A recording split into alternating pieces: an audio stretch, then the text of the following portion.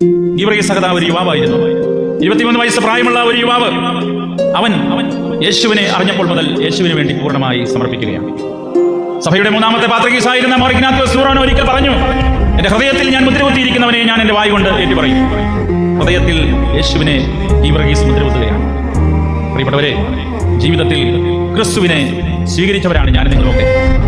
45 അല്ലെങ്കിൽ 60 ദിവസം പ്രായമുള്ള ആ അവസരത്തിൽ ദേവാലയത്തിൽ കൊണ്ടുവന്ന് നമ്മളൊക്കെ മാമോദീസ ഏറ്റവരാണ്. മാമോദീസ സ്വീകരിച്ചു. ആത്മീയമായ പശ്ചാത്തലത്തിൽ നമ്മൾ വളർന്നു. സൺഡേ സ്കൂളിൽ പഠിച്ചു. യുവജന പ്രസ്ഥാനത്തിലും അതേപോലെ തന്നെ സമാജത്തിലും അങ്ങനെയുള്ള പള്ളിയുടെ ഭരണപരമായ കാര്യങ്ങളിലുമൊക്കെ നമ്മൾ എപ്പോഴും വ്യാപൃതരാകുന്നവരാണ്. എല്ലാ രീതിയിലും ദേവാലയത്തോട് ബന്ധപ്പെട്ടിരിക്കുന്നവരാണ്. പക്ഷേ എന്റെയും നിങ്ങളുടെയും ജീവിതത്തിൽ ക്രിസ്തു ഉണ്ടോ? ഹൃദയത്തിൽ മുദ്രകുത്തിയവനെ വായ് കൊണ്ട് ഞാൻ ഏറ്റു പറയുന്നുണ്ടോ? ഹൃദയത്തിൽ ഞാൻ സ്വീകരിച്ചവനെ എന്റെ പ്രവർത്തികളിലൂടെ ഞാൻ മറ്റുള്ളവർക്ക് കാണിച്ചു കൊടുക്കുന്നുണ്ടോ? ഇല്ലാത്ത പക്ഷം ക്രൈസ്തവ ജീവിതം എന്നുള്ളത് പരാജയമാകും. ഗീവർഗീസ് സഹദായുടെ ജീവിതത്തിൽ നമ്മൾ കാണുന്നുണ്ട്.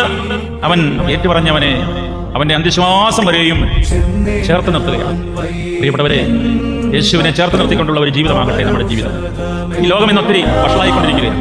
ആത്മീയത ഒരിക്കലും ശോഷിച്ചു പോകുവാൻ പാടില്ല.